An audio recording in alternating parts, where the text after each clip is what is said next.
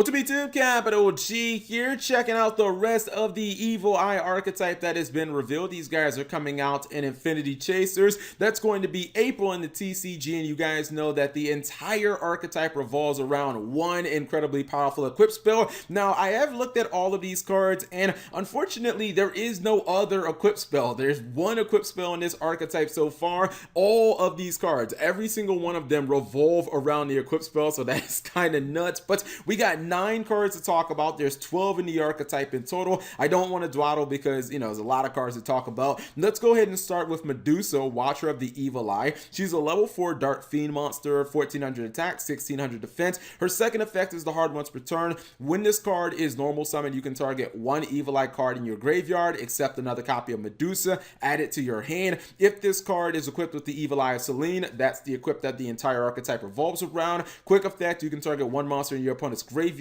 banish that monster. The third effect is once per turn during the next standby phase. After this card's second effect was activated, banish one card in your graveyard. All right, so this is kind of how some of the monsters work in this archetype. Cerziel, he works very similarly to where he has a disruptive quick effect that can be powerful, but then you got to kind of like, get rid of something on your side of the field. She has to banish something in your graveyard. There is a recycle card in this archetype, which we'll get to, but this seems like a pretty good card. It can recycle or really just add your spells and traps that you use throughout the duel back to your hand. You can add other monsters, and obviously this can add the, the Evil Eye Selene if it's in your graveyard. Instead of having to pay the 1,000 life points and spend a bunch of resources, you can just add it back off the normal summon of her. So Medusa seems like a pretty solid card.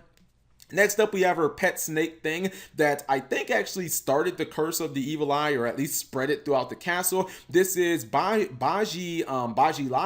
Retainer of the Evil Eye. It's a level 3 Dark Fiend, 400 attack, 2000 defense. You can only special summon this card with the first effect as a hard once per turn, and the second effect is a hard once per turn. Effect number 1, if you control an Evil Eye monster, you can special summon this card from your hand. So if you normal summon one, you can special summon another copy of itself. That is actually kind of nice. Effect number 2, during your main phase, you can send one Evil Eye spell or trap from your deck to your hand. This not only gets Selene in the graveyard so that maybe you can add Selene with its effect, but it does actually, it gives you more fodder because this deck has to do a lot of banishing, so, you might need that fodder. This card doesn't instantly give advantage like the other 2 cards do, so, maybe it's not as needed. Maybe it might be like a 2-0, but the deck only has 3 main deck monsters right now, so you gotta kind of run all of them. We've got the field spell, which is one of the best cards in the archetype so far.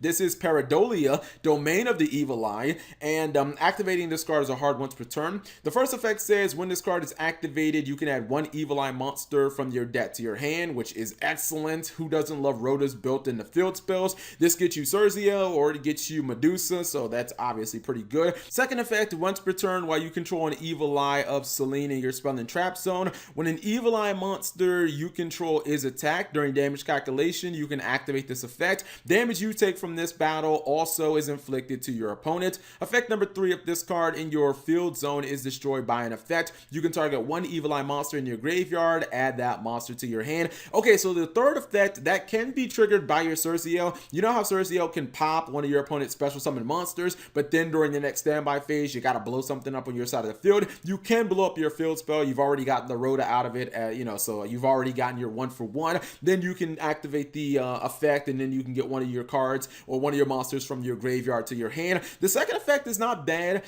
Keep in mind that the monster with Selene, that's the monster that is equipped with Selene, that does not have to be the monster that is attacked. It can be any of your Evil Eye cards, and then it's kind of a share the pain your opponent's going to feel. The damage that they inflicted onto you feels like a pretty good complete card. A lot of utility in there. Next up, we have a normal spell for the archetype.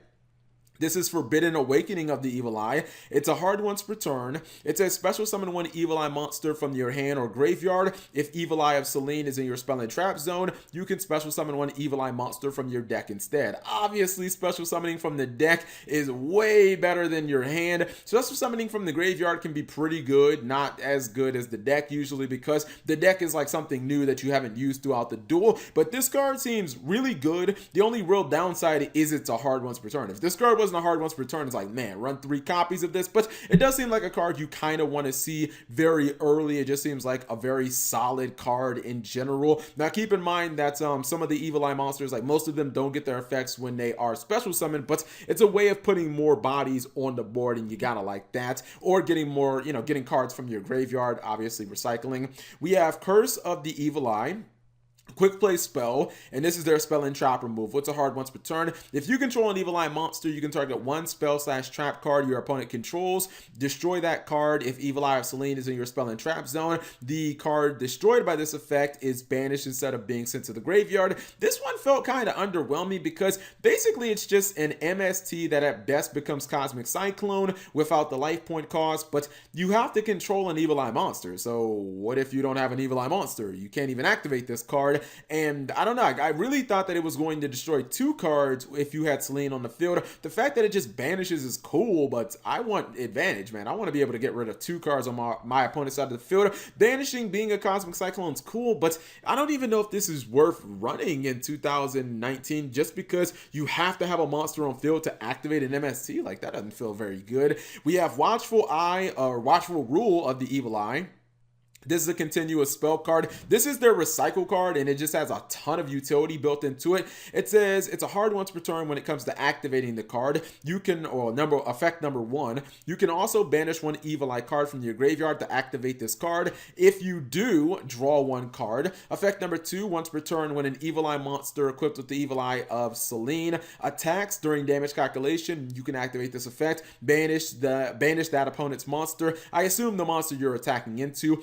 Effect number 3, if this card in the spell and trap zone is destroyed by an effect, Surziel probably is how that's going to activate. You can target 3 of your banished Evil Eye cards, return those cards to the graveyard. All right, so there are 3 good effects in this card in my opinion. Number 1, being able to just banish any random card from your graveyard and then get the draw card when you activate this seems pretty good. Seems like it makes it worth the trouble. Effect number 2 seems really good too because the Evil Eye monsters don't have great stats, and even with Selene, they're only gaining 500 attack at a time. However, this does give you the ability to outshit like Boil Sword and Borlo Dragon incredibly easily. I think that that is obviously good. Those monsters can't defend themselves because Selene protects you from targeting, so they really can't do shit about it, and really just it becomes a +1 in that instance. So I think that that's good. The third effect is kind of recycling because I was concerned this deck was going to banish all its resources and then have no way of getting them back, and this kind of solves that. So I think this card is quite good. I think that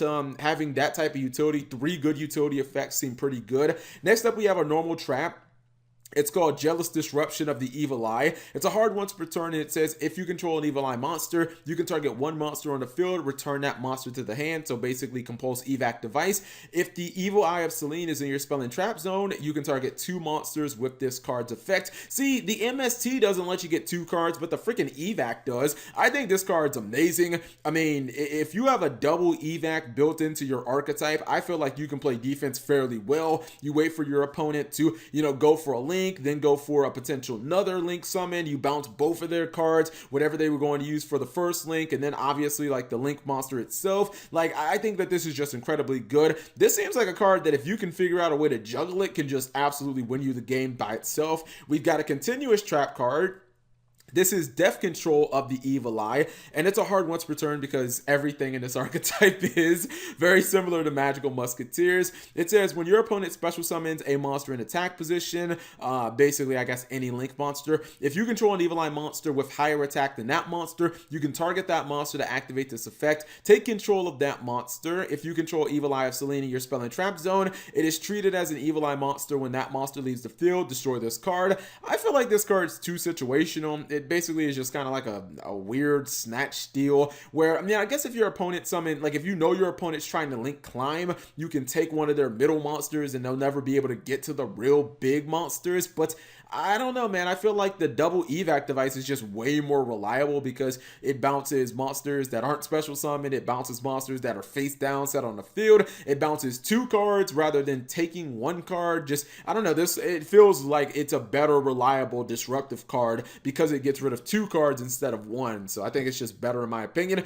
Then we have the counter trap. And it's kind of like a dark bribe. It's not quite the Infernity Barrier level that Konami has been in love with as of late. This is Sentence of the Evil Eye. It's a counter trap that's a hard once per turn. It says when a spell / trap is activated while you control an Evil Eye monster, negate that activation, and if you do, destroy that card. If you control Evil Eye of Selene in your spell and trap zone, this card's activation cannot be negated. That is absolute bullshit. I mean, seriously, like, when's the last time you guys actually seen a counter trap be negated by another counter trap? Like, that shit doesn't happen in Yu-Gi-Oh! You think your opponent's just gonna randomly red reboot you or something like that? I think that this card, instead of it, not being able to be negated, what it should have done was it should have reset itself on the field. If you look at Salamangreats and their Infernity Barrier, or Orcus and their Infernity Barrier, one has a Rhoda, one resets itself from the fucking graveyard. Like, those are cards that are fucking broken. This card's not broken, and I think it's weird that this deck would get kind of a counter trap in. It's really not that good. I don't even know if you need to run this at all. Now, if this countered, monster effects, then yeah, I'd run it because it's an Infernity Barrier, but it's not even as good as an Infernity Barrier, and quite frankly, the second effect just sucks on it. I don't think that you'll probably really need to use this or run this card at all, but, it's kind of hard with these archetypes from the smaller booster sets because a lot of them, like Prank Kids and Sky Strikers, don't look OP on paper, but then they end up winning YCSs. So I guess only time will tell. There's a lot of stuff to like about this archetype, but doesn't seem to be any meta breaking type stuff here. But whatever you guys think, leave it in the comment section below, and let me know what you think. Thank you guys for watching. As always, subscribe if you have not already, and turn on that notification bell for daily videos.